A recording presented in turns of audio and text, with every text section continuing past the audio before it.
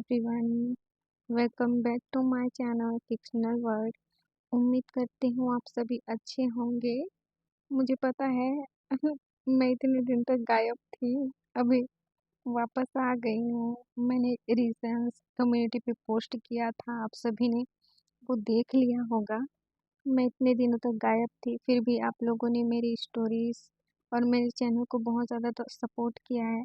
मुझे तो यकीन ही नहीं हो रहा था कि इतने कम दिनों में मेरे इतने सारे सब्सक्राइबर्स हो जाएंगे और इतने व्यूज़ आ जाएंगे मेरी स्टोरी पे। मुझे यकीन ही नहीं हो रहा था। Thank you guys, thank you so much मुझे इतना सारा प्यार देने के लिए। मैं उम्मीद करूँगी आगे भी ऐसे ही आप मुझे सपोर्ट करेंगे एंड मेरी स्टोरी को इतना सारा ढेर सारा प्यार देंगे। मैं बहुत ज़्यादा बिजी रहती हूँ, तो मैं ऐसे बीच बीच में मैं गायब हो जाऊँगी, पर ज़्यादा दिन नहीं, कभी कभी बिजी रहती हूँ। मैं जॉब करती हूँ ना, इसीलिए। और अभी भी मैं रात के करीब 12 बज रहे होंगे, सबके सोने के बाद मैं रिकॉर्ड कर रही हूँ। और मुझे रिकॉर्ड करके एडिटिंग करके जल्दी सोना भी है। सुबह फिर जल्दी उठ के सारे काम ख़त्म करो। मेरी लिटिल सिस्टर जो स्कूल जाती है उसका टिफ़िन पैक करो, खुद का लंच बॉक्स पैक करो, जॉब पे जाओ, फिर आओ, फिर घर का काम करो। बिजी हो जाती हूँ ना, तो मेरे को टाइम नहीं मिलता। मैं टाइम निकाल के रिकॉर्ड करती हूँ, एडिटिंग करती हूँ और पोस्ट कर रही हूँ। ज़्यादा बकवास ना करते हुए स्टोरी पे आते हैं। ये एक वांगशन ओमेगा वर्स स्टोरी है, जिसमें हमारे लान वांगजी एक अल्फा है और विंग एक ओमेगा है। लैन वांगजी जो कि लैन कॉरपोरेशन का सीईओ है, जो एक सक्सेसफुल बिजनेसमैन है। उनका एक बड़ा भाई है लैंसी चैन और उनकी एक छोटी बहन है रेन रेन। लैंसी चैन जो ऑलरेडी मैंग्याओ से मैरिड है। स्टोरी बहुत ही ज़्यादा अच्छी है। उम्मीद करती हूँ आप सभी बिना कुछ नेगेटिव कमेंट किए स्टोरी को ध्यान से सुनेंगे। ज़्यादा बातें ना करते हुए स्टोरी पे आते हैं। स्टोरी की स्टार्टिंग होती है जहाँ एक घर पे एक मेल ओमेगा एक 5 साल की बेबी के पीछे भाग रहा होता है उसे खाना खिलाने के लिए, और कहता है, यूरी बेबी खाना खा लो प्लीज, तुम्हें स्कूल जाना है ना, मम्मा को ऐसे तंग मत करो, मम्मा को जॉब पे भी जाना है, बेबी प्लीज। तभी वो लिटिल बेबी कहती है, जिसका नाम यूरी है, नहीं मम्मा मुझे खाना नहीं खाना, वैसे भी स्कूल स्कूल के लिए मैं लेट हो गई हूँ। ये कह के यूरी वहां से भाग जाती है अपना बैग पकड़ के। वो ओमेगा अपने सर पे हाथ रख के कहता है, इसका कुछ नहीं हो सकता, 5 साल की है, पर तंग करने और बातें करने में सबकी नानी है। इतना कह के वो ओमेगा जब टाइम देखता है तो घड़ी पे 10 बज रहे थे। वो अपने सर पे हाथ रखता है और कहता है, इतना लेट हो गया है और ग्रैंडमा शॉप पे अकेली होंगी, मुझे जल्दी जाना होगा। तो वो अपने घर को लॉक करके जल्दी से शॉप पे चला जाता है, जहाँ एक 50 ईयर की लेडी बैठी होती है। वो ओमेगा कहता है, ग्रैंडमा अभी तक कोई कस्टमर नहीं आया है क्या? तभी ग्रैंडमा कहती है, नहीं विंग, जी हाँ, वो ओमेगा और कोई नहीं, हमारा विंग ही है, जो कि 22 साल का एक मेल ओमेगा है, जो चाइना के चॉन्जिंग सिटी के एक विलेज में अपनी 4 साल की बेटी और अपनी ग्रैंड माँ के साथ रहता है, और वो एक छोटा सा बेकरी शॉप चलाता है। विंग अपनी छोटी सी फैमिली के साथ बहुत ज़्यादा हैप्पी है। वहीं दूसरी तरफ एक बड़े से बिल्डिंग के एक रूम में एक शख्स लोगों पे चिल्ला रहा है। उसने 2-3 लोगों को जॉब से फायर भी कर दिया। सारे सारे एम्प्लॉय डर से कांप रहे हैं, ये सोच के कि अगली बारी उनकी ना हो। वो शख्स सारे फाइल जमीन पे फेंक रहा है और कहता है, मुझे पूरा काम सही से और क्लियर चाहिए, वरना तुम सब कल से ऑफिस मत आना। तुम तुम सभी को आने की जरूरत ही नहीं है। जब तुम अपना काम कर ही नहीं सकते तो ऑफिस में क्या मुफ्त की सैलरी लेने आते हो? इतनी सारी बातें सुनाने के बाद वो शख्स सभी को गेट आउट कहता है और सारे एम्प्लॉय अपना मुंह लटका के कैबिन से बाहर निकल जाते हैं। तभी उस शख्स का सेक्रेटरी कहता है, बॉस बॉस इसमें इनकी क्या गलती है? उस विलेज के लोग ही वहाँ काम शुरू करने नहीं दे रहे हैं, तो हम क्या कर सकते हैं? वो शख्स कहता है, कब तक वो लोग प्रोटेस्ट करेंगे? मैं लान वांगजी हूँ। लान वांगजी जिस चीज़ पे हाथ रखता है ना, वो चीज़ उसकी हो जाती है। उन विलेज के लोगों की क्या औकात है जो मेरे सामने प्रोटेस्ट करेंगे। उनके मुंह पे पैसे मारो और उन्हें शांत करो। पैसे से हर चीज खरीदी जा सकती है, मतलब हर चीज। ये कह के लान वांगजी स्मक करता है। और ये हमारा सेकंड लीड लान वांगजी है, जो कि बहुत ही ज्यादा रूड, हार्टलेस और सेल्फिश है। और लैंड कंपनी का सीईओ भी। सीन शिफ्ट करके हमें लैंड हाउस का दिखाया जाता है, जहाँ एक लेडी गुस्से में किसी के ऊपर चिल्ला के कहती है, रेन रेन तुम भी अपने बिग ब्रदर के नक्शे कदम पे चल रही हो, तभी तुम मैरिज के लिए मना कर रही हो, है ना? अगर ऐसा है तो मुझे अभी अभी ही बता दो, ताकि मैं भी तुम्हें धक्के मार के इस घर से बाहर निकाल दूँ। मुझे जरा सी भी देर नहीं लगेगी तुम्हें घर से बाहर निकालने में। तभी रेन रेन कहती है, मॉम ऐसा कुछ भी नहीं है, मैं बस अभी शादी नहीं करना चाहती, मुझे टाइम चाहिए। वैसे भी मैंने उस अल्फा को देखा भी नहीं है, ना मैं जानती हूँ उसे और ना मैं कभी उससे मिली हूँ। तभी लैनी कहती है, उसका नाम वैनिंग है और वैन कंपनी का वो सीईओ है। तुम शादी के लिए हाँ करोगी तभी तो मैं वांगजी को मना पाऊंगी ना बेबी, प्लीज। कह के वो रेनरेन के सर पे अपना हाथ फेरती है। रेनरेन कहती है, ब्रदर ब्रदर को किस चीज के लिए मनाओगे आप मॉम? तभी लैनी कहती है, बेन किंग से शादी के लिए। रेनरेन कहती है, पर मॉम ब्रदर तो पहले से। उसने इतना कहा ही था कि लैनी चिल्ला के कहती है, चुप हो जाओ। पता नहीं तुम सब उस यूजलेस ओमेगा को अभी भी क्यों याद करते हो। 5 साल हो गए हैं उसे हमारी लाइफ से गए हुए।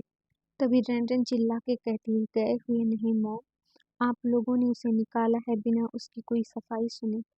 उसकी गलती ही क्या थी? उसकी क्या ये गलती है कि वो एक मिडिल क्लास फैमिली का है, या उसकी ये गलती है कि वो हमारी सो कॉल्ड सोसाइटी में फिट नहीं आ रहा? क्या उसकी गलती ये है कि वो हमेशा आपकी हर बुरी बातों को सुनता रहा? आप उसे हमेशा बुरा भला सुनाते रहे, उसको टॉर्चर करते रहे और वो सब सहता रहा? क्या ये है उसकी गलती? तभी लैनी कहती है, हाँ वो इसी लायक था। और फैमिली, उसकी कोई फैमिली भी थी। उसका एक बाप था जो मरने से पहले उसे हमारे पल्ले छोड़ के चला गया, जिसका बोझ मेरे मेरे बेटे को ढोना पड़ा। और मैं उसे अपना सन इन लॉ मान भी लेती, पर उतना कैरेक्टर लेस था कि मैं चाहकर भी उसे अपना सन इन लॉ नहीं मानूंगी। और ना कभी ऐसा होगा कि मैं उसे वापस लाऊं या फिर वांगजी की लाइफ में उसे फिर से आने दूं। और वो गरीब हमारी सोसाइटी में सूट नहीं करता। वैसे भी तुम्हारे फादर की वजह से मैंने ये शादी होने दी थी। और मैंने उनसे ये भी कहा था कि अगर इस ओमेगा ने कभी कुछ गलती करी तो मैं किसी की नहीं सुनूंगी। और मैं और मैं ज़रा सी भी देरी नहीं करूंगी उसे हमारी लाइफ से और वांगजी की लाइफ से फेंकने में। और वैसे भी मैंने वांगजी के लिए वैनकिंग को चुना है, और वो बहुत अच्छी है, अच्छे फैमिली की है, ब्यूटीफुल है और खुद भी अपने करियर में सेटल है। मैं मैं ऐसे ओमेगा को अपने बेटे के लिए चुनूंगी, ना कि ऐसे ओमेगा को जो अपनी हर ज़रूरत के लिए दूसरों पे डिपेंड रहता है। और बस मैं इसके आगे और कुछ भी नहीं सुनना चाहती, और आइंदा मेरे सामने उस ओमेगा का नाम भी मत लेना। ब्रेंडन अपना सिर झुका के हाँ में सिर नोट करती है और कहती है, मॉम क्या हम शादी में सीजन गगा को बुला सकते हैं? तभी लैनी कहती है, लैनी कुछ टाइम चुप रहती है और कहती है, हाँ ठीक है। ब्रेंडन हैप्पी हो जाती है और अपने रूम में जाती है और किसी को कॉल करती है।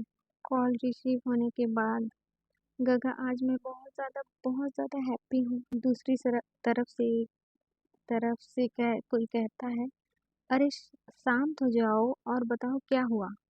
तब ब्रेंडन कहती है, गगा मॉम ने मेरी मैरिज फिक्स करवा दी है। तभी लैंस जैन कहते हैं, मेरी अपनी मैरिज फिक्स होने की खुशी में मेरी प्रिंसेस इतनी ज़्यादा एक्साइटेड है।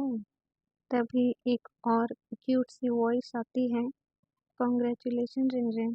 रिनरिन कहती है, थैंक यू याओ गगा, पर मैं मैरिज के लिए इतने एक्साइटेड नहीं हूँ। मैं तो आपसे मिलने के लिए एक्साइटेड हूँ। लैंसिजन कंफ्यूज होके पूछते हैं, मिलने के लिए? जैनजिन कहती है, ओ गगा, मॉम ने कहा है मैं अपने मैरिज में आपको इनवाइट करूं। लैंसिजन शॉक होके पूछते हैं, क्या सच में? याओ और शीचन भी इतना सुन के याओ और शीचन भी हैप्पी हो जाते हैं। तभी रेने सैड वॉइस में कहती है, गगा कुछ और भी बताना है। ये कह के वो सारी बातें शीचन, गगा और याओ को बताने लगती है। लैंसिजन कहते हैं, मॉम ये सही नहीं कर रही है। मॉम ने पहले विंग की जिंदगी खराब करी और अब वो वांग जी की जिंदगी खराब करने पे तुली हुई है। टेंशन कहती है, अभी तो वांग जी काका को कुछ भी नहीं पता कि मॉम ने उनके लिए कोई ओमेगा भी देखी है। बट जब काका को पता चलेगा तो उनका रिएक्शन क्या होगा? लैंसिचन कहते हैं, मुझे नहीं पता वांग जी का रिएक्शन क्या होगा, पर मॉम ये सही नहीं कर रही हैं। अपने पैसे और ईगो के घमंड में वो इतनी अंधी हो गई हैं कि वो किसी की लाइफ को दांव पे लगा सकती हैं। तभी याओ कहता है कि ये सारी बातें छोड़ो, रेन रेन तुम बताओ, क्या तुम इस शादी से खुश हो या तुम्हें भी इस शादी के लिए फोर्स किया जा रहा है या तुम्हारी लाइफ में कोई और है? तभी रेन रेन कहती है, नहीं गंगा, मेरी लाइफ में कोई नहीं है, पर मैंने मोम से कहा कि मैं अभी शादी नहीं करना चाहती, पर मोम जिद पे अड़ी है कि उन्हें मेरी शादी करवानी है वैन कॉरपोरेशन के सीईओ वैनिंग से। जब लैंसिचन ये नाम सुनते हैं तो वो कहते हैं, वैनिंग, मैंने सुना है वो बहुत अच्छा है, और जब मैं लैंड कंपनी में था तब मैं कई मीटिंग्स में उससे मिला भी हूँ। वो बहुत ही अच्छा इंसान है, शांत स्वभाव का है, ज़्यादा बातें तो नहीं करता, पर वो अच्छा है तुम्हारे लिए। जब रेन रेन वेनिंग के बारे में इतनी सारी बातें सुनती है तो वो ब्लश करने लगती है और कहती है, क्या होगा सच में?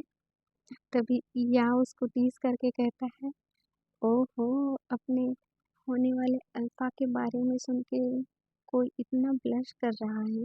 अटेंडेंट कहती है, आप भी ना गगा। ठीक है, मैं बाद में बात करती हूँ आपसे, ये कह के अटेंडेंट कॉल कट कर देती है।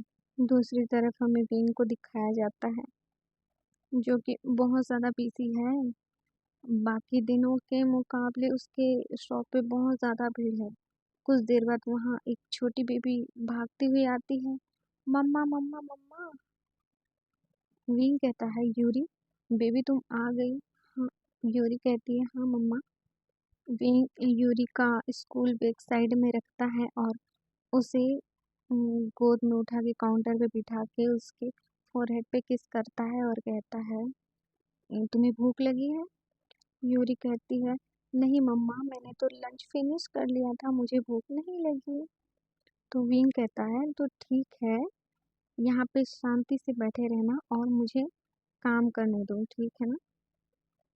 यूरी अपना सिर हाँ में नोट करती है और चुपचाप अपनी जगह पे बैठी होती है।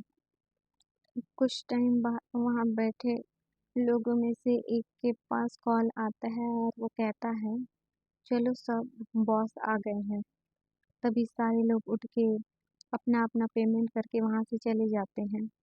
दूसरी तरफ हमें कंस्ट्रक्शन साइड का सीन दिखाया जाता है। वहाँ वांग जी अपने वकील के साथ रहता है और वहाँ कुछ विलेज के लोग भी रहते हैं। तभी लान वांग जी अपने कोल्ड वॉइस में कहता है, मैंने इस जमीन को खरीदा है और यहाँ अपनी फैक्ट्री चालू करने वाला हूँ, और तुम लोग यहाँ काम शुरू करने क्यों नहीं दे रहे हो? तुम सबकी प्रॉब्लम क्या है? तभी विलेज के लोग कहते हैं, विलेजर्स कहते हैं, हम सब इतने पढ़े लिखे नहीं हैं, फिर भी हमें पता है जब ये फैक्ट्री चालू होगी तो क्या होगा यहाँ। फैक्ट्री चालू होने के बाद सब कुछ नष्ट हो जाएगा, हमारा विलेज प्रदूषित हो जाएगा। ये सब पता होने के बाद भी आप ये फैक्ट्री चालू करना चाहते हैं, हमारा क्या होगा? और हमारी जो फ्यूचर जनरेशन है उनका क्या होगा, जो इस गांव की मिट्टी पे अपनी खेती करके निर्भर रहते हैं, यहाँ के भविष्य का क्या होगा? सुना था अमीर लोग मतलबी होते हैं, आज देख भी लिया। उन्हें पैसों के आगे कुछ नहीं दिखता। तभी वांग जी हंसता है और कहता है, पैसा। हाँ, सही कहा तुमने, पैसा। पैसा सब कुछ होता है, पैसे से हर चीज खरीदी जा सकती है। मैं तुम्हें भी खरीद सकता हूँ। ये कह के वो एक स्मग करता है। वो विलेजर्स चुप हो जाते हैं। तभी वहाँ विलेज के और भी लोग आ जाते हैं और प्रोटेस्ट करने लगते हैं फैक्ट्री ना बनने के लिए। और कहते हैं अमीर लोग खुद को अपने मेंशन में आराम से रहते हैं और आ जाते हैं गरीबों को परेशान करने के लिए। अगर ये फैक्ट्री बनी या चालू हुई तो यहाँ का ऑक्सीजन और मिट्टी भी दूषित हो जाएगा। हमारे बच्चों का भविष्य भी खराब कर देंगे ये अमीर लोग। ये कह के सारे लोग चिल्लाने लगते हैं और प्रोटेस्ट करने लगते हैं। लान वांगजी उन सारे विलेजर्स की बातें सुन रहा होता है और एक स्मग करता है और गवर्नमेंट का पास किया गया हुआ अपना एक नोटिस दिखाता है और कहता है, तुम लोग जितना चिल्लाना है चिल्लाओ, फैक्ट्री तो बन के ही रहेगी। ये कह के वो अपनी कार की ओर बढ़ने लगता है और हाउसवान कार का दरवाजा खोलता है और वांगजी कार पे बैठ जाता है और ड्राइवर को कार चलाने के लिए बोलता है। कार कंस्ट्रक्शन साइट से कुछ दूर आगे बढ़ी ही होती है कि कार का ब्रेक लगता है और वांगजी का माइंड डाइवर्ट होता है, जो कि कुछ सोच रहा था। वो घूर के ड्राइवर को देखने लगता है। तभी हाउसवान कार से बाहर निकलता है। देखता है तो वहाँ हमारी क्यूट सी यूरी, जो अपनी साइकिल से गिर गई थी, जिसके घुटने पे थोड़ी सी चोट लगी थी। ओह सॉरी सॉरी, यूरी को चोट नहीं लगती, बल्कि उसका जो लिटिल सा साइकिल है ना, उस पे एक खरोच आ जाता है और हमारी लिटिल सी यूरी अपने साइकिल को फूंक मार रही होती है। यूरी जैसे ही देखती है कि कार से कोई बाहर निकला, वो गुस्से में उधर देखती है और कहती है, यू मॉन्स्टर मंकी, आपने मेरी साइकिल के हाथ तोड़ दिए। ये कह के वो बहुत रोने लगती है। उसके आंखों से आंसू तो नहीं निकल रहे थे, पर वो रो रही थी, आई मीन चिल्ला रही थी। शुयांग अपने मन में सोचता है, मॉन्स्टर मंकी। वो खुद के ऊपर पॉइंट करता है और कहता है, मैं किस एंगल से मॉन्स्टर मंकी लग रहा हूँ?" शुयांग कुछ टाइम तक तो शौक रहता है। तभी वांगजी कहता है, और कितना टाइम लगेगा? तभी शुयांग कार के पास आके कहता है, एक बच्ची कार के सामने आ गई थी।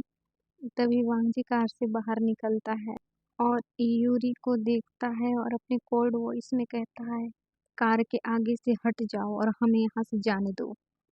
यूरी वांगजी को देखती है और कहती है, गंदे अंकल, आपने मेरी साइकिल का हाथ तोड़ दिया और आप मुझ पे ही चिल्ला रहे हो। ये कह के वो और भी ज्यादा जोर जोर से रोने लगती है, चिल्ला चिल्ला के। और वहाँ कुछ आसपास के लोग जमा हो जाते हैं, जो कि यूरी को अच्छी तरह से जानते थे कि वो विंग की बेटी है, पर कोई भी उसे शांत नहीं कर पा रहा था। यूरी तो चिल्ला चिल्ला के रो रही थी कि इस गंदे अंकल ने उसकी साइकिल का हाथ तोड़ दिया। तभी वहाँ एक ओमेगा दौड़ता हुआ आता है, जो कि बहुत ज्यादा घबराया हुआ था। आके यूरी को हक कर लेता है और कहता है, बेबी बेबी, क्या हुआ? क्या हुआ? चोट लगी है क्या? तुम्हें दिखाओ मम्मा को। बेबी प्लीज ऐसे मत रोना प्लीज। ये कह के वो ओमेगा रोने लगता है। वांग जी ये सब देख के फ्रस्ट्रेट हो रहा था और चिल्ला के कहता है, कार के आगे से हट जाओ। मैं इतना फ्री नहीं हूँ तुम्हारी तरह, जो तुम्हारी ये सारी नौटंकी देखता रहूं यहाँ पे खड़ा होके। यहाँ तमाशा करना बंद करो। तभी वो ओमेगा अपनी आंसू भरी आंखों से उस वॉइस के डायरेक्शन में बिना देखे कहता है, आपकी लापरवाही की वजह से मेरी बीवी मरते मरते बची है और आप माफी मांगने के बजाय हम पर ही चिल्ला रहे हो।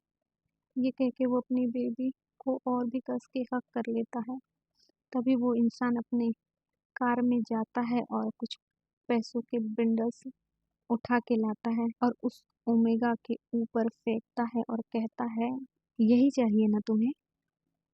तभी यहाँ आके तमाशा कर रहे हो। तुम लोग चुप रहो वरना मुझसे बुरा कोई नहीं होगा यहाँ। तुम ये गरीब लोग बस अमीरों से पैसे कैसे निकलवाने हैं, बस यही आता है तुम्हें और कुछ भी नहीं। जब से आया हूँ इस विलेज में तमाशे पे तमाशा हो रहा है। हट जाओ कार के आगे से और मुझे यहाँ से जाने दो। तभी वो ओमेगा उठता है और अपनी बेबी को अपने बाहों में लेता है, कस के हग करता है और वांगजी की तरफ देखता है और कुछ टाइम के लिए चुप हो जाता है। उसके माउथ से कुछ लफ्ज ही नहीं निकलते, जैसे वो स्टिफ हो गया था वहाँ पे उस शख्स को देख के। तभी वो हल्की सी स्माइल करता है और कहता है, ओह, तो अमीरों को बस गरीबों पे इल्ज़ाम लगाना आता है। उनको पैसों से खरीदने के अलावा कुछ नहीं आता। पर सॉरी मिस्टर, आप जो भी हैं, हम गरीब जरूर हैं पर बिकाऊ नहीं। अपने पैसे अपने पास रखो। पैसे से सब खरीदा जा सकता है पर किसी की जान नहीं। अगर आज मेरी बीवी को कुछ हो जाता तो आपको आपका आपको आपका पैसा भी बचा नहीं पाता मुझसे। ये कह के वो ओमेगा वहां से चला जाता है। वांगजी तो जैसे फ्रीज हो गया था। उसने एक्सपेक्ट ही नहीं किया था कि जिस ओमेगा को वो 5 साल से ढूंढ रहा है उसे वो यहाँ मिलेगा, वो भी एक बेबी के साथ। वो विंग को जाते हुए देख रहा होता है और कहता है, विंग, ये तुम हो? इतना सोचती है वो विंग के पीछे जाने की कोशिश करता है पर विंग उसे कहीं दिखाई नहीं देता और वो फ्रस्ट्रेट हो जाता है और कार में बैठ जाता है और सोचता है, बेबी, उसने कहा वो उसका बेबी है। क्या विंग ने मैरिज कर ली? ये कह के वो अपनी मुट्ठी भींच लेता है और कहता है, मैं तुम्हें छोड़ूंगा नहीं। 5 साल हो गए हैं तुम्हें मुझसे दूर गए हुए। तुमने मेरी जिंदगी बर्बाद करके रख दी है। ये कह के वो हाउसवान से कहता है, सॉरी, मैं ना हाउसवान और शुयांग में ना बार बार कंफ्यूज हो रही हूँ, तो मैं अब शुयांग ही बोलूँगी, ठीक है? आगे स्टोरी पे कंटिन्यू करते हैं। शुयांग इस ओमेगा की और इस बेबी की सारी इंफॉर्मेशन लाने के लिए शुयांग कुछ बोलने ही वाला होता है तभी वांगजी कहता है, कल तक का टाइम है तुम्हारे पास। शुयांग अपना सिर हाँ में नोट करता है और चुप हो जाता है। टाइम स्किप करके दिखाते हैं वांगजी अपने मेंशन पहुंच गया है।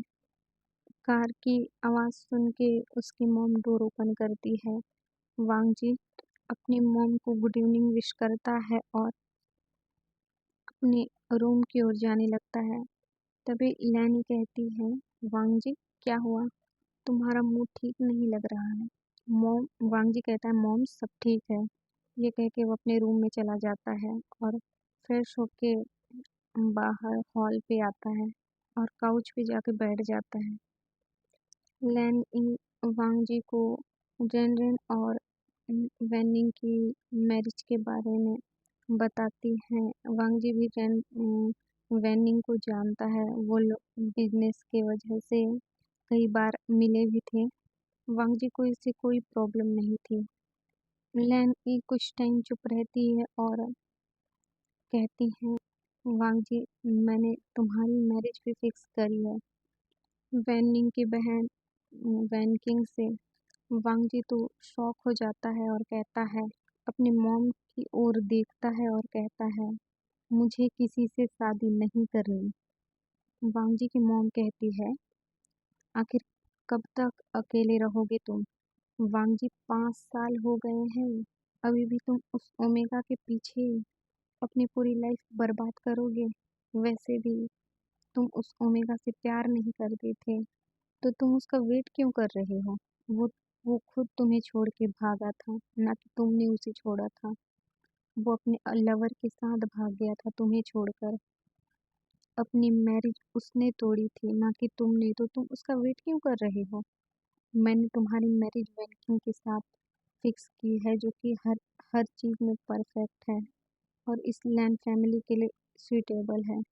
वांग जी अपनी कोल्ड वॉइस में कहता है, मुझे वो मिल गया है और मैं किसी और से शादी नहीं करूँगा कभी भी। लैंस सिर्फ एक बार शादी करते हैं और एक ही बार प्यार करते हैं। ये तो आपको पता ही होगा ना मॉम। फिर आप मेरी दूसरी शादी की बात कैसे कर सकते हो? वांग जी की मॉम चुप हो जाती है। वांग जी आगे कुछ बहस किए बिना ही अपने रूम में चला जाता है। वांग जी के जाने के बाद लैंड कहती है, मैंने बहुत मुश्किलों से उस यूजलेस ओमेगा को तुम्हारी लाइफ से भगाया है और मैं फिर से ये बिल्कुल भी बर्दाश्त नहीं करूँगी कि वो तुम्हारी लाइफ में फिर से आए, और ना ही मैं उसे आने दूँगी। ये कह के वो कुछ सोचने लगती है। सीन शिफ्ट करके हमें विंग को दिखाया जाता है, जो अपने रूम में रो रहा होता है। उसके फेस से ही पता चल रहा था कि वो बहुत ज़्यादा डरा हुआ और घबराया हुआ है। विंग खुद से बड़बड़ाते हुए कहता है, नहीं, नहीं, ऐसा नहीं हो सकता। उसने मुझे देख लिया, यूरी को भी देख लिया है। मैं अब यहाँ नहीं रह सकता। ये कह के वो बाहर भागने लगता है। उसे इतना घबराया हुआ देखकर ग्रैंडमा पूछती है, विंग क्या हुआ? तुम इतने घबराए हुए क्यों हो? क्या हुआ है बताओ?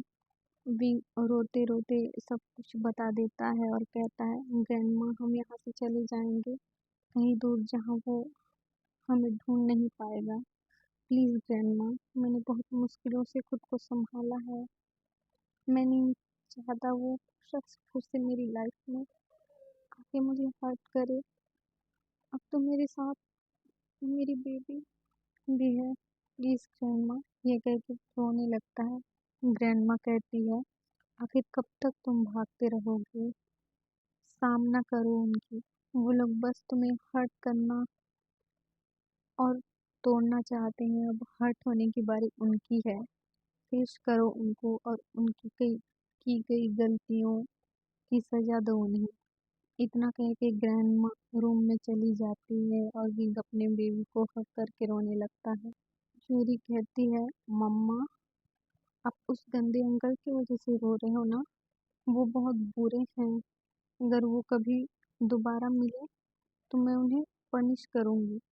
और अपने 5 साल पहले की यादों में खो जाता है, जहाँ हमें एक छोटे से घर के बाहर एक लग्जरी सा कार दिखाया जाता है, जिस कार से एक शख्स उतरता है और एक बुके और कुछ फ्रूट्स लेके उस छोटे से घर में एंटर करता है, जहाँ एक मिडिल एज का इंसान डोर ओपन करता है और उस शख्स का वेलकम करता है और उसे अपने घर के अंदर बुलाता है और उसे काउच पे बिठाता है। जो शख्स कार से आया वो लैन कुरेन, और जिसने डो डोर ओपन किया वो वी चांग से हैं। दोनों अपनी बातों में ही उलझे थे कि वहाँ एक ओमेगा आता है। जैसे ही वो ओमेगा वहाँ किसी अनजान शख्स को देखता है तो वो अपने डैड से इशारों में ही पूछता है कि कौन है। तभी उसके डैड कहते हैं, विंग, ये तुम्हारे अंकल हैं। विंग जब ये सुनता है कि वो उनके अंकल है, तो वो उन्हें वो करता है रिस्पेक्टली।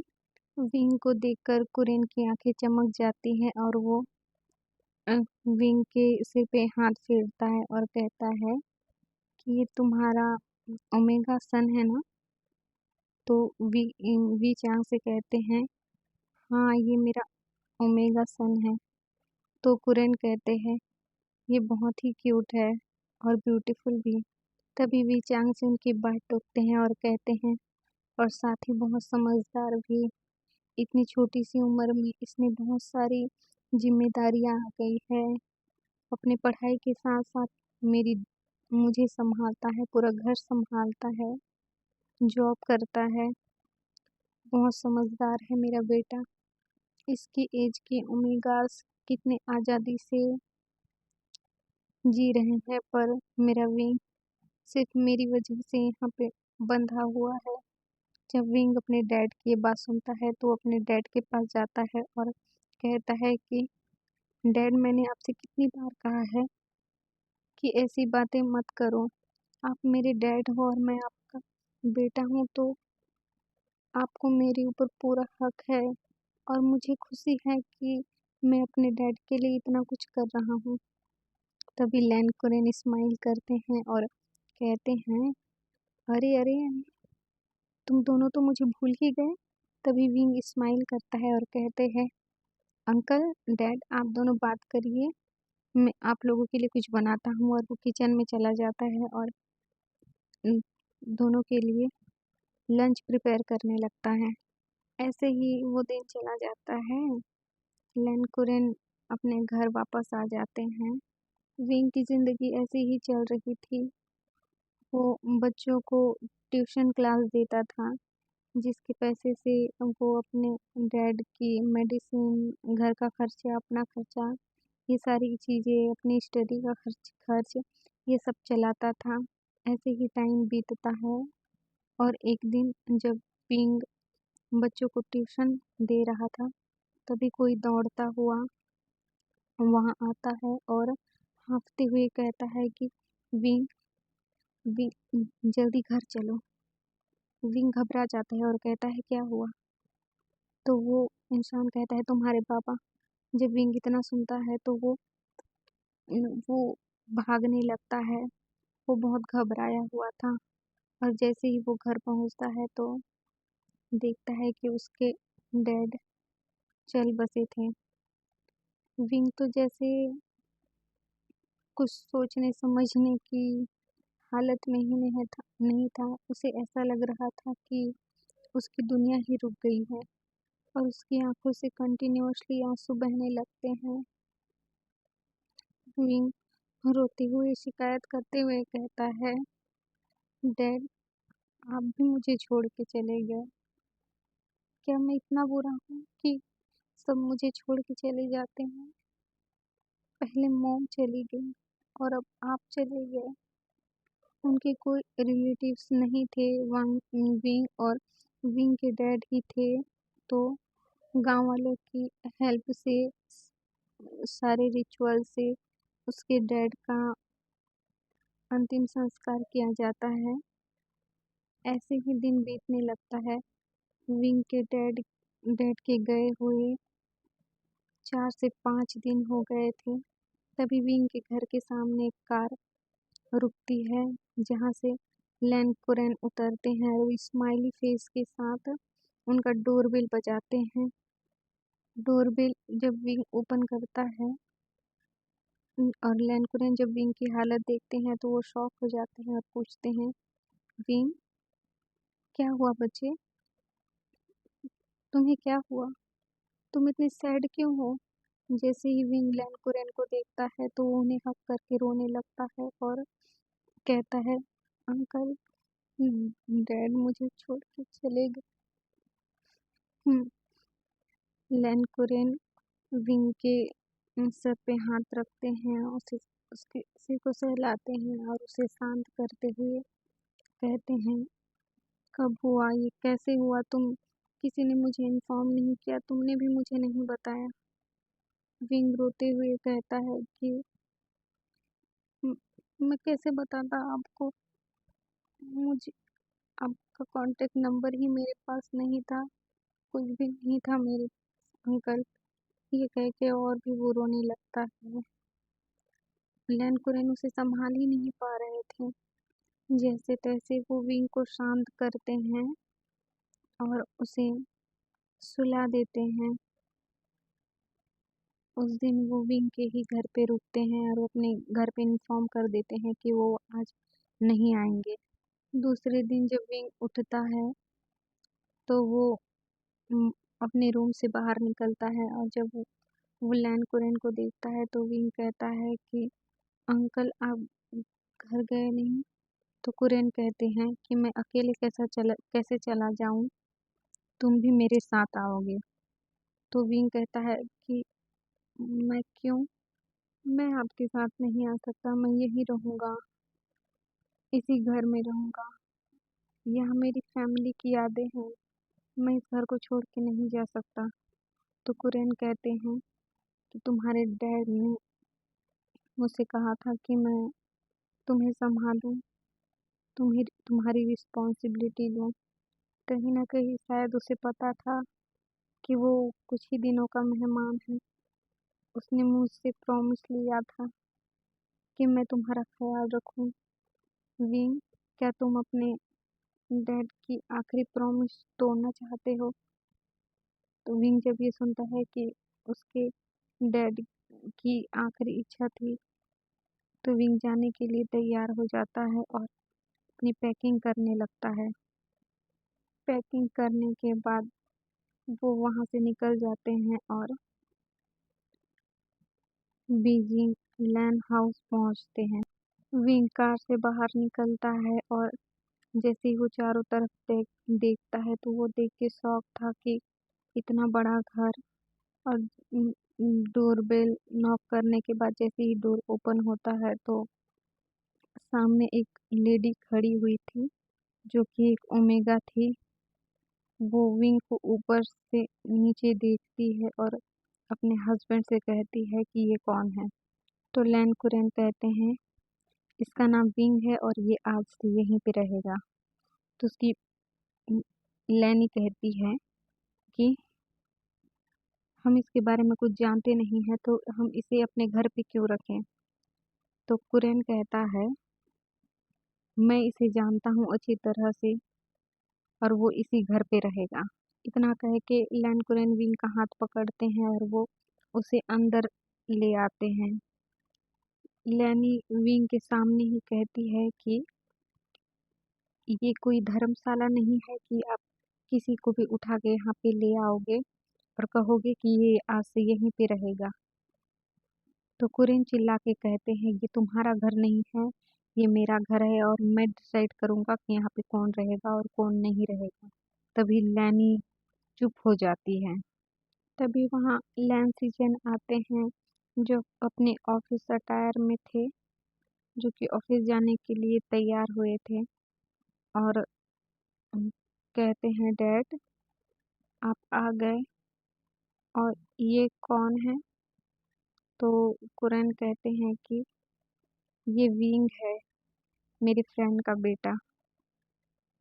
और वो सारी बातें सीचैन को बताते हैं। सीचैन को ये सुन के बहुत बुरा लगता है कि विंग के डैड नहीं रहे और वो विंग को सांत्वना दे के कहता है कि वो यहाँ पे रह सकता है।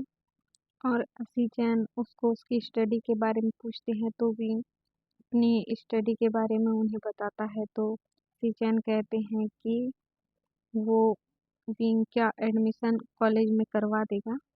तो विंग अपने सारे डॉक्यूमेंट उसे लाकर दे दे। लैन एक तो मुंह बना रही होती है और अपने मन में कहती है आते ही वो मेरे बड़े बेटे बड़े बेटे पे कब्जा कर लिया है, आगे और क्या क्या होने वाला है। ये सोच के वो फ्रस्ट्रेट हो जाती है और वहाँ से चली जाती है। नैन्सी जैन कहते हैं कि विंग मॉम की बातों का बुरा मत मानना, वो ऐसी ही हैं। उन्हें विलेजर्स से थोड़ी सी दिक्कत होती है, एडजस्ट कर लोगे ना यहाँ पे। तो विंग अपना फिर हाँ में हिलाता है। लैन कुरैन एक सर्वेंट से कहते हैं और एक रूम रेडी करने के लिए कहते हैं और विंग का सामान उस रूम में ले जाने के लिए कहते हैं और विंग को रूम तक छोड़ने जाते हैं और फ्रेश होने के लिए कह के वो अपने रूम में चले आते हैं। विंग जब अपने रूम में जाता है तो वो देख के हैरान था कि इतना बड़ा रूम। और जब वो अपने बालकनी में जाता है और पीछे का व्यू देखता है, मतलब गार्डनिंग एरिया, वो उसके चेहरे पे स्माइल आ जाती है। और वो अपने बैग ओपन करता है और अपने मदर फादर की फ़ोटो अपने बेड साइड टेबल पे रखता है और कुछ कपड़े वार्डरोब पे रखता है और फ्रेश होने चला जाता है। कुछ टाइम बाद एक सर्वेंट उसे बुलाने आता है कि डिनर रेडी है। और विंग घबराते हुए सीढ़ियों से नीचे उतरता है और ल- जब लैंकुरन उसे देखते हैं तो स्माइल करते हैं और उसे अपने पास बुलाते हैं और बिठाते हैं। लैंसचैन भी ऑफिस से आ गए थे। जब लैंकुरन पूछते हैं कि वांगजी और रैंडन कहाँ है, तो कुरैन कहते हैं सीचैन कहता है कि वांगजी मीटिंग ऑफिस मीटिंग की वजह से आउट ऑफ कंट्री है और रैंडन अपने कॉलेज ट्रिप पे गई हुई है। तो लैंकुरन अपना सरहा में नोट करते हैं और कहते हैं कि वांगजी कब तक आएगा। तो सीचैन कहते हैं कि वो शायद कल तक वापस आ जाएगा। कुरैन अपना सिरहा में नोट करते हैं और विंग से कहते हैं कि विंग क्या तुम ठीक हो ना, यहाँ एडजस्ट कर लोगे ना? तो विंग कहता है जी अंकल मैं ठीक हूँ। कुरैन कहता है और अपने सारे डॉक्यूमेंट सीजन को दे देना, वो कॉलेज में तुम्हारा एडमिशन करवा लेगा। विंग अपना सरहा में नोट करता है। डिनर फिनिश करने के बाद सब अपने अपने कमरे में चले जाते हैं। विंग भी अपने रूम में चला जाता है और अपने बेड पे लेट जाता है और अपने कुछ पुराने ख्यालों में खो जाता है, जहाँ उसके डैड उसके साथ थे। उसने तो अपनी मॉम को नहीं देखा था क्योंकि उसके बर्थ के बाद ही उसकी मॉम की डेथ हो गई थी। तो उसने अपना पूरा बचपन अपने डैड के साथ गुजारा। तो अपने डैड को वो बहुत ज़्यादा मिस कर रहा होता है और उसकी आंखों से एक बूंद आंसू निकल जाता है और वो कहता है आई मिस यू डैड। ये कह के वो अपनी आंखें बंद कर लेता है। कुछ टाइम बाद वो नींद की गहराइयों में सो जाता है। करीब रात के 2 बज रहे होंगे। उस उसकी नींद खुल जाती है और वो बेड साइड टेबल में देखता है, वहाँ पानी नहीं था। तो बेड से उठ जाता है और सीढ़ियों से होते हुए किचन रूम में चला जाता है और फ्रिज से पानी निकाल के पीता है और एक बॉटल में लेके अपने रूम में आ रहा होता है। तभी वो किसी से टकराता है जिसकी वजह से उसका पैर स्लिप होता है और दोनों नीचे फ्लोर पे गिर जाते हैं और एक्सीडेंटली दोनों का किस हो जाता है। तभी विंग शॉक था कि ये क्या हो गया। तभी सामने वाला शख्स भी शॉक था, जो कि एक अल्फा था और हम कोई नहीं, वो हमारा वांजी था। वांजी जब अपने ऊपर किसी ओमेगा की प्रेजेंस फील करता है तो वो उसे धक्का देता है और उठ जाता है और कहता है तुम कौन हो? विंग डरते हुए कहता है कि मेरा नाम विंग है और तुम यहाँ क्या कर रहे हो? वांजी कहता है। तो विंग डरते हुए कहता है कि मैं अंकल कुरैन के साथ आया हूँ।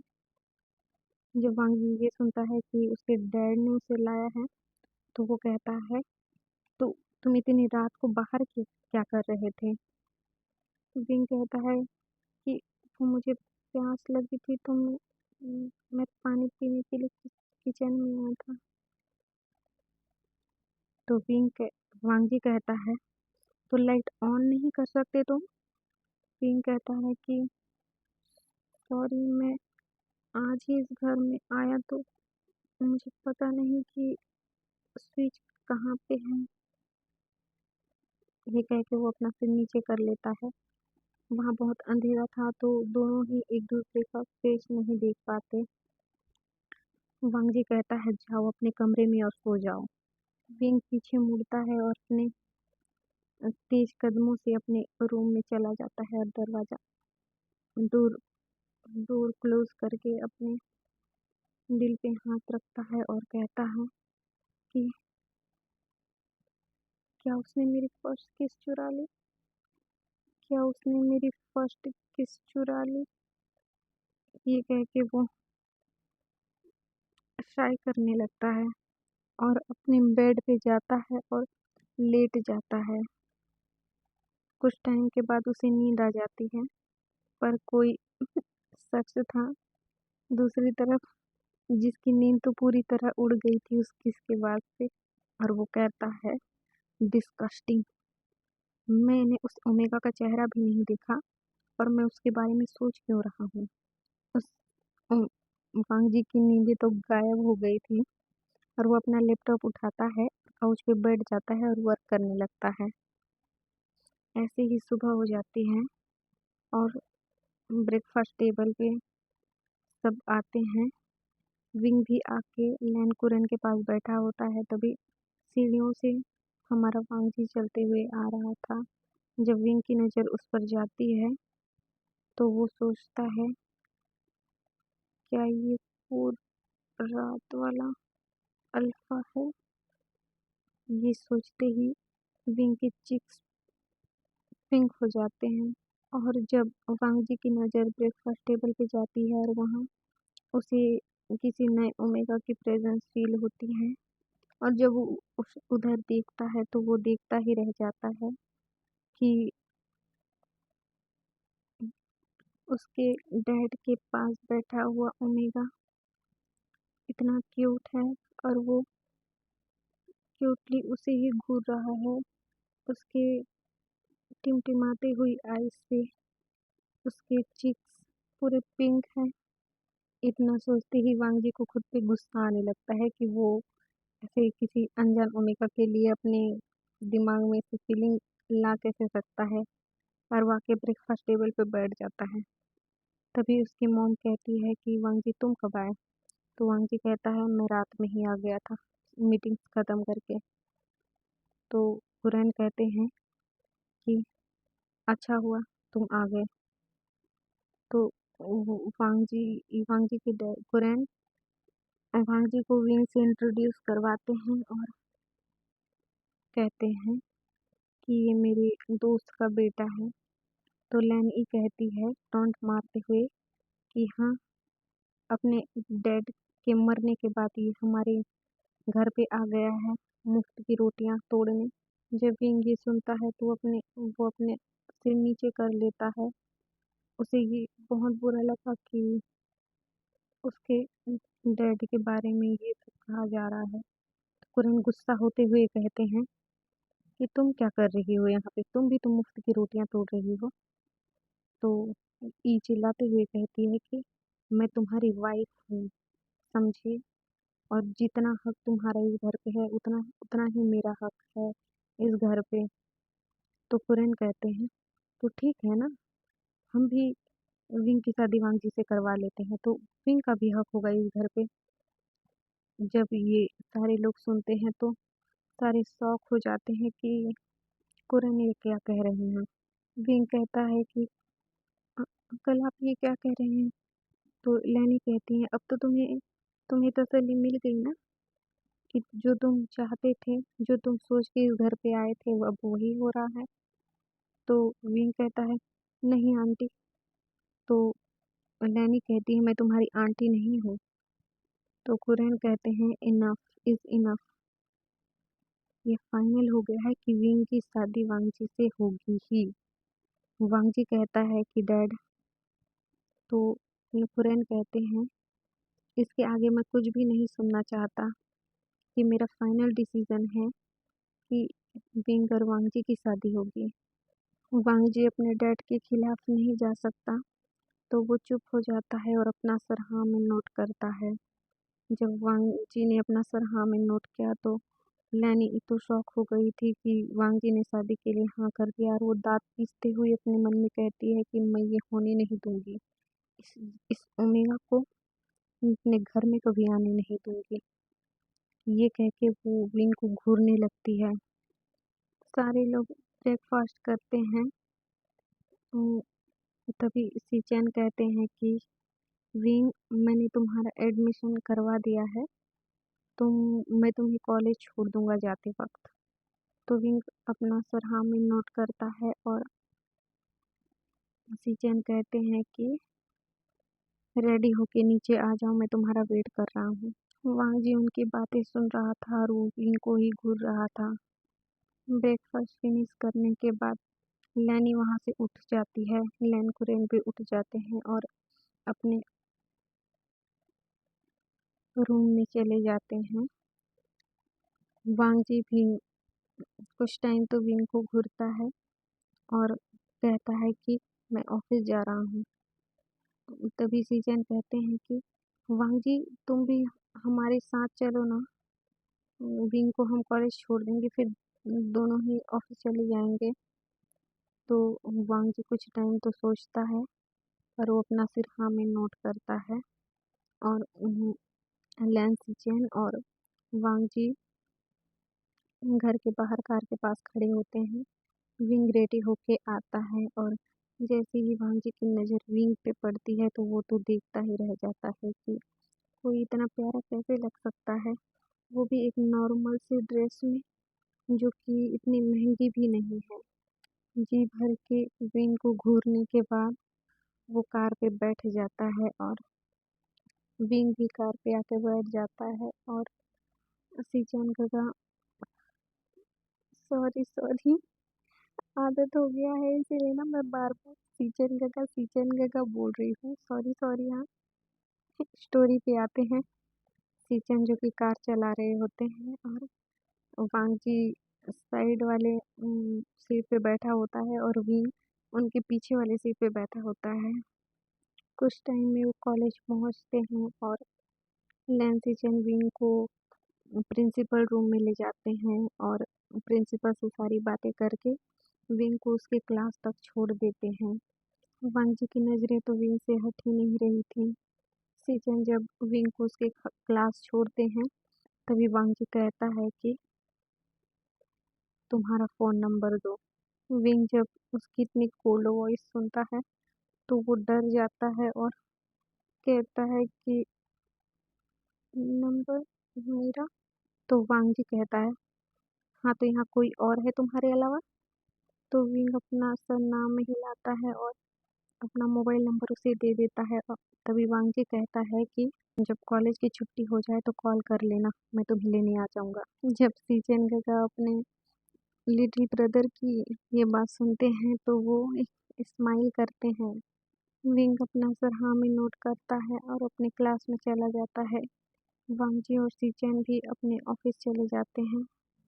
ऐसे ही टाइम बीत जाता है और विंग के कॉलेज के छुट्टी का टाइम आता है तो विंग डरते हुए वांगजी को कॉल करता है पर वांगजी कॉल रिसीव नहीं करता। तो विंग कॉलेज के गेट के पास ही खड़ा होता है। करीब 2 मिनट 2 से 3 मिनट के बाद वहाँ एक कार रुकती है जहाँ से एक शख्स बाहर निकलता है जो कि हमारा वांगी था। वो आता है और विंग से कहता है कार पे बैठ जाओ और वो उसके लिए डोर ओपन करता है। वांगी का ये बर्ताव देख के तो विंग पूरी तरह से शॉक था। विंग कार पे बैठ जाता है और वांगी भी ड्राइविंग वाली सीट पे बैठ जाता है और कार स्टार्ट करता है और कार एक रेस्टोरेंट पे आके रुकता है। जब विंग देखता है कि वो किसी रेस्टोरेंट पे रुके हैं तो विंग कहता है कि रेस्टोरेंट में हम यहाँ क्यों आए हैं, हम तो घर जाने वाले थे ना। तो वांग जी कहता है मुझे तुमसे पर्सनली कुछ बातें करनी है। तो विंग अपने मन में सोचता है पर्सनली बातें। विंग अपने थॉट से बाहर आता है और वो वांग जी की तरफ देखता है तो वांग जी कहता है डैड ने अभी ब्रेकफास्ट टेबल पे जो भी कहा हमारी शादी की बातें, क्या तुम इससे सहमत हो। तो विंग अपना सिर नीचे करता है और कहता है कि मेरे मेरे डैड ने आखिरी टाइम पे अंकल को मेरी जिम्मेदारी दी थी और कहा था कि वो मेरा ख्याल रखें। तो अंकल जो भी करेंगे मेरे भले के लिए करेंगे और मैं उनकी सारी बातें मानूंगा। तो वांग जी कहता है तो इसका मतलब तुम्हारे दिल में मेरे लिए कुछ भी फीलिंग नहीं है। तो वांगजी उसकी तरफ देखता है और मतलब विंग वांगजी की तरफ देखता है और कहता है, फीलिंग? पर हमें मिले अभी कुछ ही घंटे हुए हैं और फीलिंग कैसे आ सकती है? तो वांगजी स्ट्रेटली बोलता है, पर मुझे तो फीलिंग आ गई जब तुमने मुझे किस किया था। विंग का तो मुंह खुला का खुला रह गया था। क्या? मैंने किस? कब किया? वो तो अंधेरे में एक्सीडेंटली हो गई थी हमारी किस। मैंने आपको किस नहीं किया था। तो वांजी कहता है, जो भी हो पर हमारे बीच किस तो हुआ था ना, और वो मेरा फर्स्ट किस था। तो विंग के चिक्स पिंक हो जाते हैं और वो अपना सिर नीचे करके कहता है, वो मेरा भी फर्स्ट किस था। जब वांजी ये सुनता है तो वो स्माइल करता है और कहता है, वो अच्छा, तो तुम्हारा कोई बॉयफ्रेंड नहीं था क्या? तो विंग कहता है कि नहीं, इसका मतलब मैं ही तुम्हारा फर्स्ट हूँ और मैं ही तुम्हारा लास्ट। तो विंग उसकी तरफ देखता है और अपना सिर हाँ में नोट करता है। वांग जी विंग के लिए लंच ऑर्डर करता है और खुद के लिए जूस ऑर्डर करता है। लंच और जूस फिनिश करने के बाद वो दोनों रेस्टोरेंट से बाहर निकल जाते हैं और वांग जी विंग को लैंड मैंशन छोड़ देता है और अपने ऑफिस वापस चला जाता है। अपने बालकनी में खड़े होके लैनी ये सारी चीजें देख रही थी जो बाहर हो रहा था, और वो अपने मन में कहती है, वांजी, तुमसे ये उम्मीद नहीं थी कि तुम ऐसा करोगे। ये चीप ओमेगा तुम्हें पसंद आया। मैं ये कभी होने नहीं दूंगी। ये कभी मेरा सन इन लॉ नहीं बन सकता। ये कह के वो अपनी मुट्ठी भींच लेती है। सीन शिफ्ट करके हमें लैन मेंशन का लिविंग हॉल दिखाया जाता है, जहाँ सारे फैमिली मेंबर बैठे होते हैं और बाहर से एक कार की आवाज़ आती है। फिर फिर डोर ओपन होता है, वहाँ से एक ओमेगा दौड़ती हुई आती है और कहती है कि मम्मा, डैडा, गगा, मैं आ गई। जब सारे लोग उधर देखते हैं कि उनकी उनकी छोटी सी लिटिल प्रिंसेस आ गई, तो वो खुश हो जाते हैं और कहते हैं, रेन रेन तुम आ गई। हाँ मम्मा, मैंने मैंने बहुत इंजॉय किया। मैं बहुत ज़्यादा हैप्पी हूँ। ये कह के वो अपनी ट्रिप की सारी बातें सबको बताने लगती है। जब रेन रेन की नज़र विंग पे जाती है तो वो कहती है कि डैड ये कौन है? तो लैन कुरन कहते हैं कि ये तुम्हारे वांगजी काका का ओमेगा है। तो रेन रेन शॉक हो जाती है और कहती है, क्या ये हमारे वांगजी काका का ओमेगा है? वो भी इतना ब्यूटीफुल ओमेगा हमारे क्रूअल गंगा को कैसे मिल गए?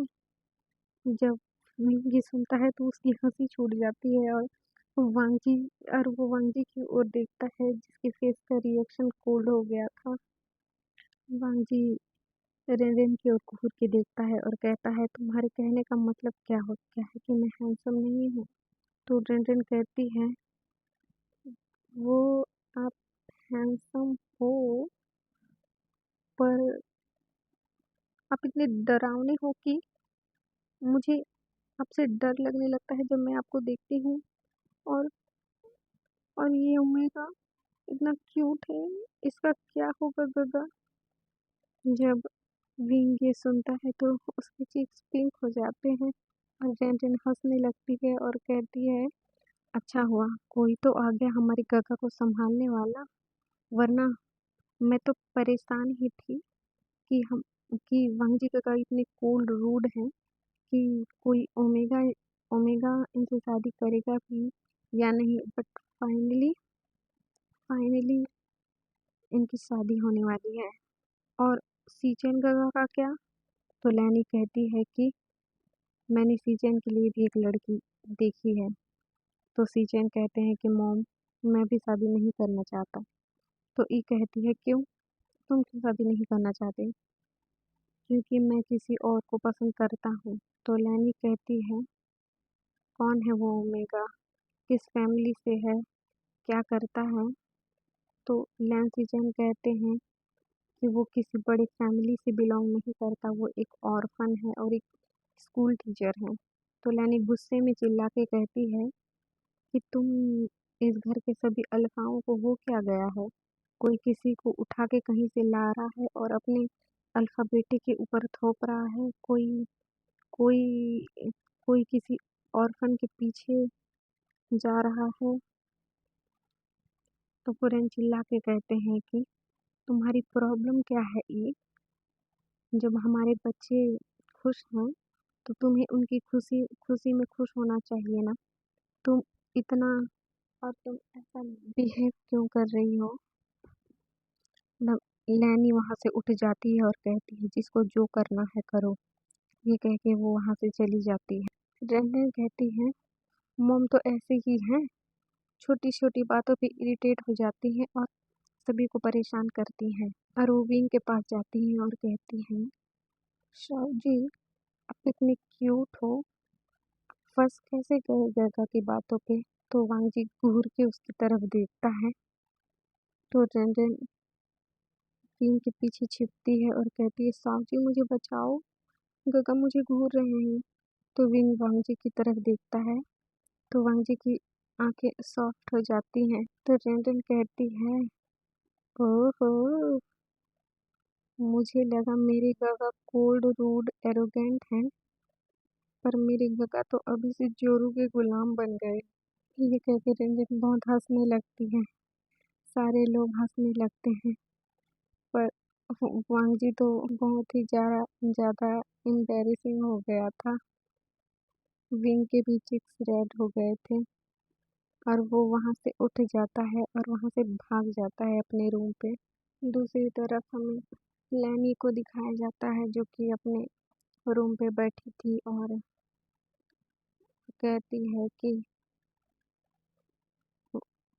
वांग वांग जी का तो मैं चुप थी, क्योंकि वो लड़का हमारे घर पे ही है जिसे कुरैन ने चुना है। पर सीचैन, मैं ये बिल्कुल भी बर्दाश्त नहीं करूँगी कि तुम किसी गंदी नाली के कीड़े ऑर्फन को उठा के इस लैंड मैंशन में लाओ और उसे यहाँ का सन इन लॉ बनाओ। मैं बिल्कुल भी बर्दाश्त नहीं करूँगी। अब आगे देखो मैं क्या करती हूँ। ये कह के वो एक स्मर्क करती है और कुछ सोचने लगती है। गाइस, मुझे बहुत ज़्यादा नींद आ रहा है, मैं बिल्कुल भी रिकॉर्डिंग नहीं कर पा रही हूँ। तो प्लीज़ आज का रिव्यू में ख़त्म करते हैं। और ऐसा पसंद आए तो लाइक कमेंट एंड अपने दोस्तों को शेयर करना। और चैनल पर नए हैं हो तो चैनल सब्सक्राइब कर बेल आइकन को हिट ज़रूर करना। मैं इसके आगे के पार्ट्स जल्दी ही लाने की कोशिश करूँगी। Thank you so much, bye bye.